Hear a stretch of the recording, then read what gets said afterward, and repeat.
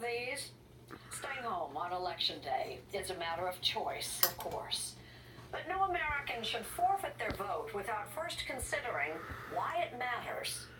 Morocco reports our cover story. There's no such thing as not voting, right? Not voting is voting. It's voting to hand your power over to someone else who's going to say, thank you very much. Let me take that voice and that power and exercise it in your name, but in my interests. Makes sense, right? And yet, less than half of eligible voters are expected to show up at the polls this Tuesday. And that's a vexing problem, according to Eric Liu. I think the greatest enemy here is indifference. And indifference can take various forms. One is, the game is rigged, so why should I even bother paying attention? My vote doesn't matter. My vote doesn't matter. The other form is, what? Just complete, not even apathy, but complete ignorance. Across the country, there has been a disinvestment in civic education. Which is why Liu started Citizen University, a program which travels the country teaching Americans of all ages the lost art of civics. Civic Saturday is about taking seriously our country's creed of liberty and equal justice. Now I know what you're thinking. Civics? Ugh. Didn't I take that in high school? Well, if you're over the age of 60, you probably did. Civics is, simply put, the study of how to be a good citizen. In fact, that was the original mission of public schools, creating good citizens. Part of that, and just a part of it, was learning how government works. Legislative, executive, judicial. These are the three main branches of our federal government.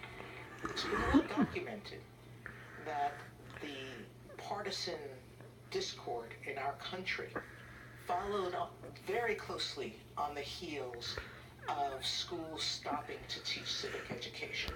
That's Supreme Court Justice Sonia Sotomayor. She and fellow Justice Neil Gorsuch agreed to talk to us about their work of promoting civic education.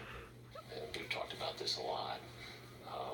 Only about 25% of Americans can name the three branches of government. A third of them can't name any branch of government. And 10% believe that Judge Judy is one of our colleagues. And with no disrespect to Judge Judy, she is not a member of the Supreme Court. But Sandra Day O'Connor was. The retired justice has led the drive to return civics to the classroom. I well remember having a lot of civics classes, and I got pretty sick and tired of it, to tell you the truth. I thought it was miserable. So she started iCivics, a more engaging curriculum to teach civics with the help of video games. The most popular games in iCivics.org are first, how to win the White House. And the second most popular game is, do I have a right?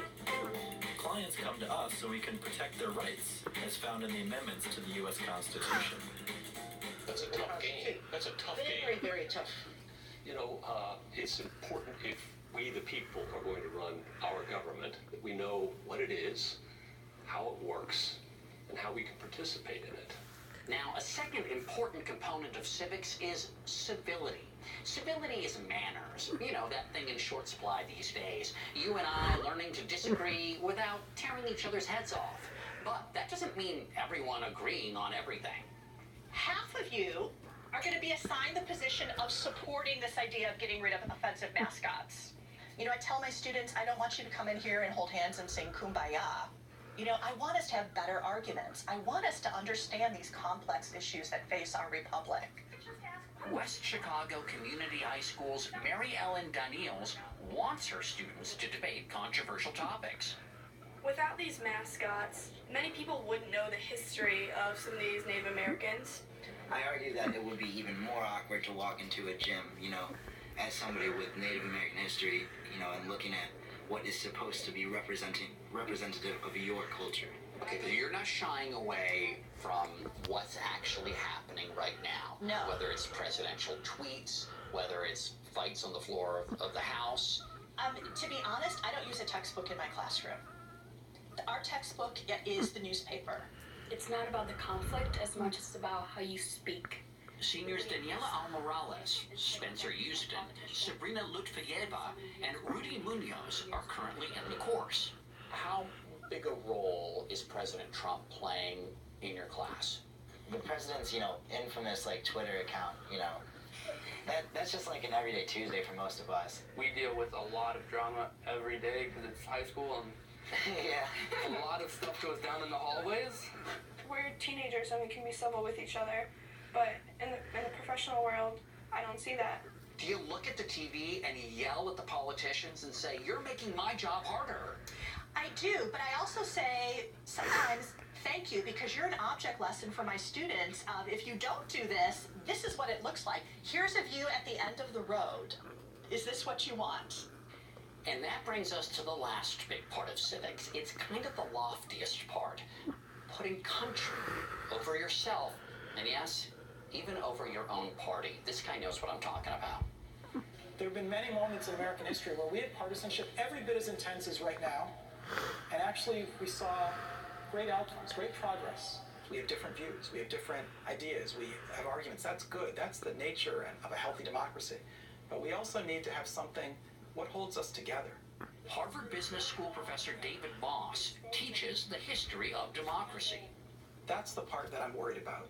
And I think the reason our partisanship looks less constructive than it once was, maybe even destructive, is that we don't have that glue holding us together. And that glue is a strong faith, a strong commitment, a strong belief in the democracy.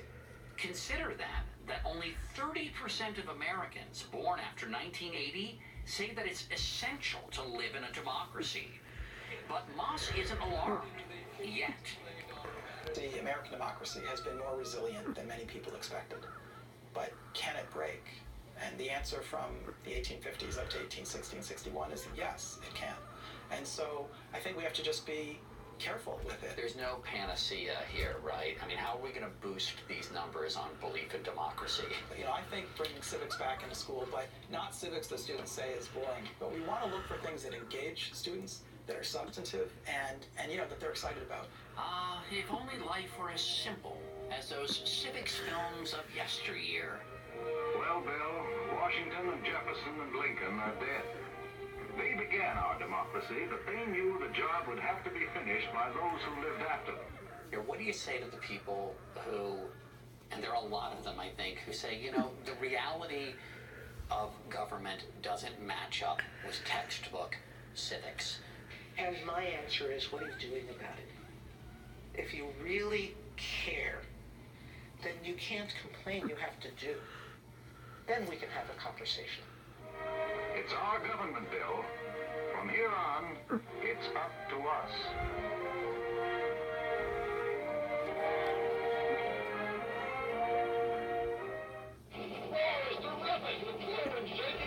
Coming up, the way it was. Man on the moon,